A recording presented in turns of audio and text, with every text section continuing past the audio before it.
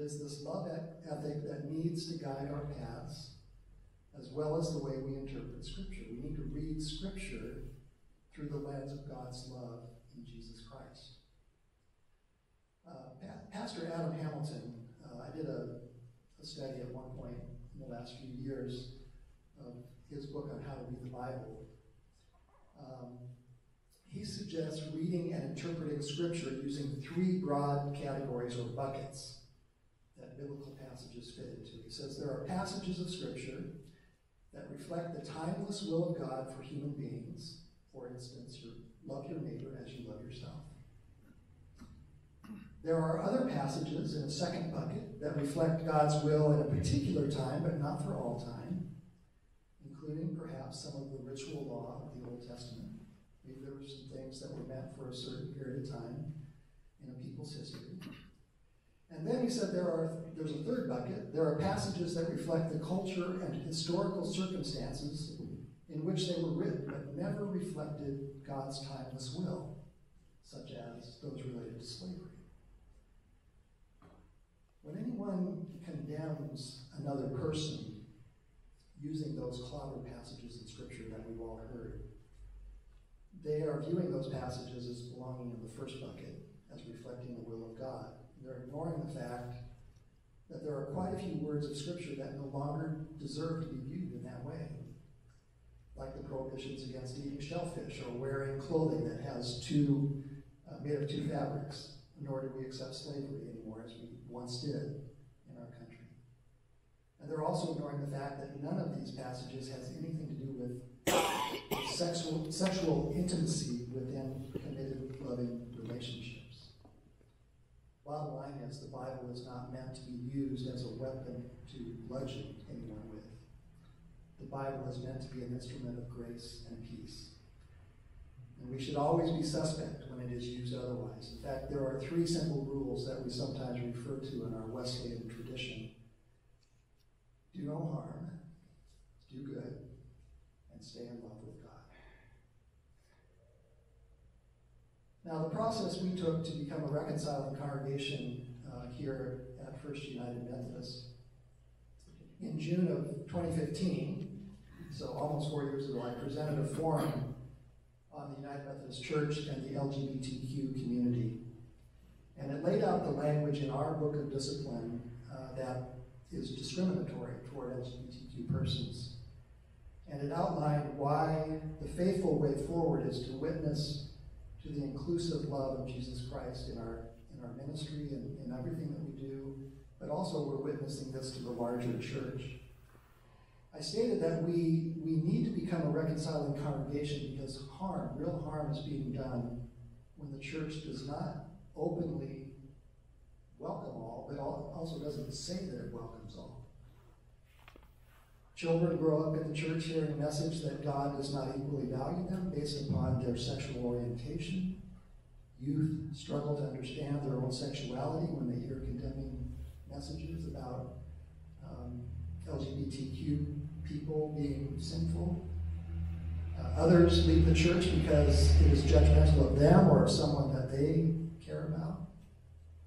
We began a process that lasted 2 years of education that included newsletter articles, sermons, Bible studies, a time of holy listening, lots of informal conversations, lots of ways to share what Scripture says and doesn't say about human sexuality and same-sex relationships. We formed what we call a reconciling community within our church of those who are ready to work on moving our church forward toward full inclusion. And this group spent a year having conversations with every member of our church about their thoughts and their feelings about inclusivity and about just the whole issue of things that they were wondering about, things that they had thought all their lives, perhaps. We were, during that time, trying to gauge support, and we were also trying to sort of open hearts and minds by listening, by sharing our own stories, and by making sure that everyone felt like they still had a place in this community. We did encounter resistance and pushback from some long-term members. We did our best to remain open to them, to have respectful conversations always, and to answer their questions and concerns. And it was also necessary a few times to counter some falsehoods that they put forward. And you can probably imagine what some of those might have been. In the end, we had to say goodbye to some folks, and we did that as gracefully as possible. On Sunday, September 17th, 2017, after more than 2 years of conversation, meetings, and outreach, our church members voted overwhelmingly to become a reconciling congregation and to adopt the following welcoming statement, which we put on our website and in our worship bulletin and all printed material that we have. It says, "The First United Methodist Church of Santa Barbara celebrates the diversity of all God's children and welcomes the unqualified inclusion of all people in our church. We acknowledge the pain of exclusion and discrimination in the church and seek to form bonds of healing and connection with our LGBTQ siblings. We invite all people of every race, background, sexual orientation, and gender identity to join us on our faith journeys as we strive toward living more fully Christ's message of love." What being a reconciling congregation means is that we have made a commitment to being in loving Christian ministry with all people without regard, without prejudice, to truly have open hearts, open minds, and open doors, to work toward the time when our congregation, our denomination, and our society live the all-inclusive love that our faith demands. And as I said, it means we're kind of taking a stand along with a lot of other congregations and groups and communities and saying to our denomination, this is where a lot of us are. And so we are now affiliated with the Reconciling Ministries Network, a movement of individuals, congregations, campus ministries, and other groups working for the full participation of all people in the United Methodist Church. I think I can leave it there. So.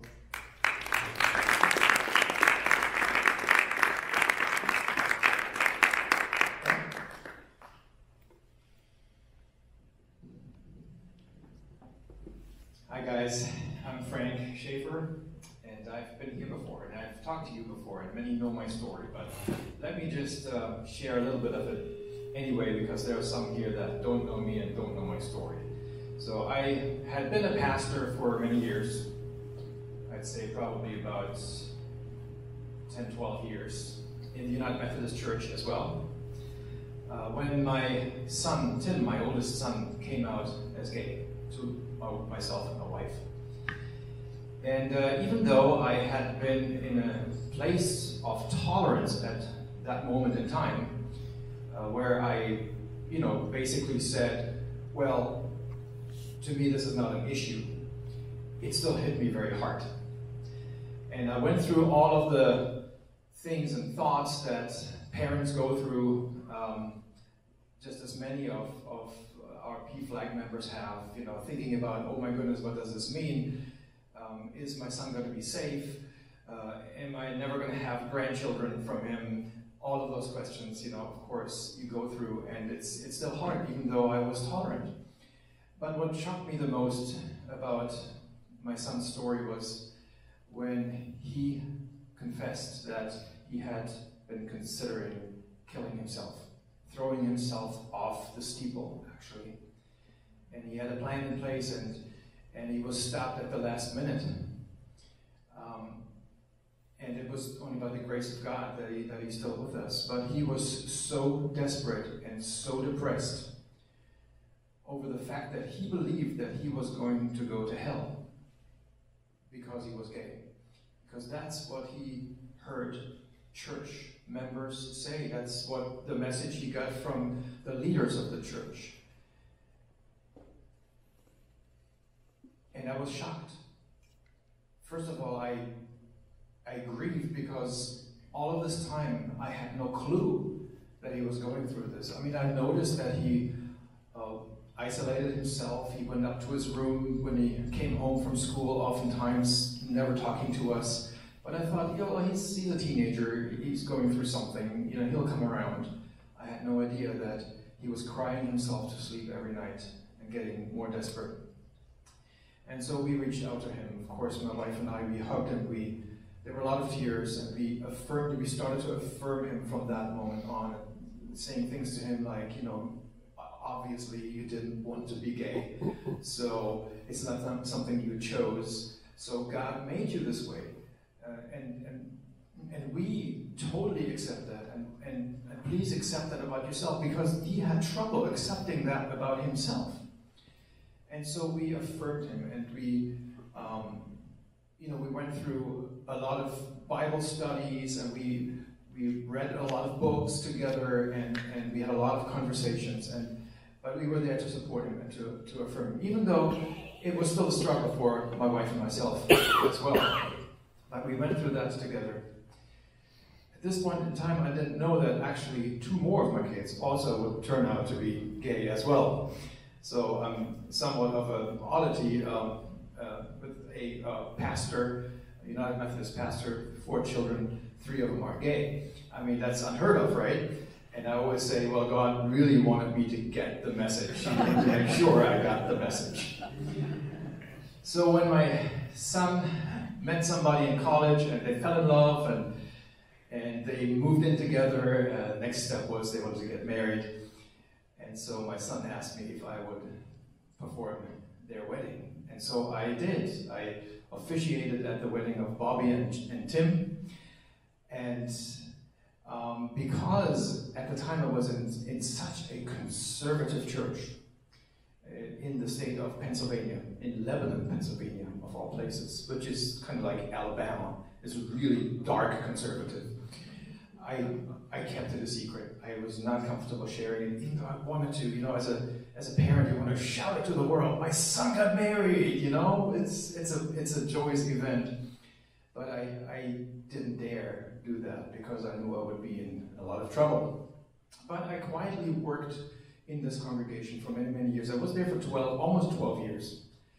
And I thought I had made good progress, and things had changed, and some of the extreme conservative people had left the church because of my more liberal theology, and we had attracted a lot of people that were more moderate in their theology or even progressive. And so I thought, boy, this is good. We're going in the right direction with this church. So I had hoped that this church could become welcoming and reconciling, as we call it in the United Methodist Church. But things went south when one of the conservative people in the church discovered that I had performed my son's wedding. And of course, even to this very day, it's against the Book of Discipline, our rule book in the United Methodist Church.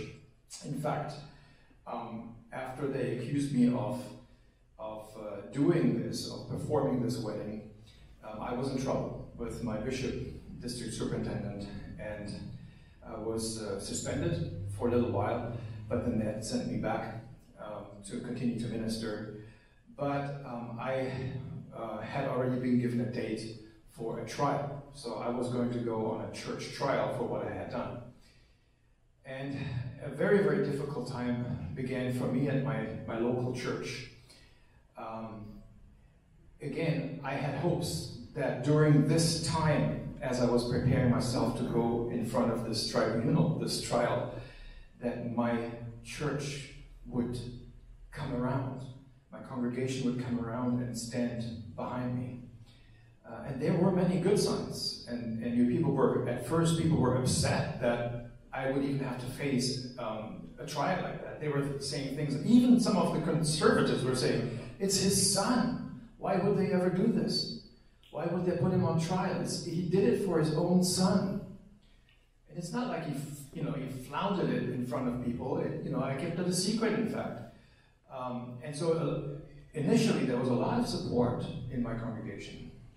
But what happened, as it happens in many cases, and I know this was similar at First Church here is that there was a group of people, probably about 20-25 people, that became very political, and they sent emails, they visited people, they collected signatures, they claimed all kinds of things.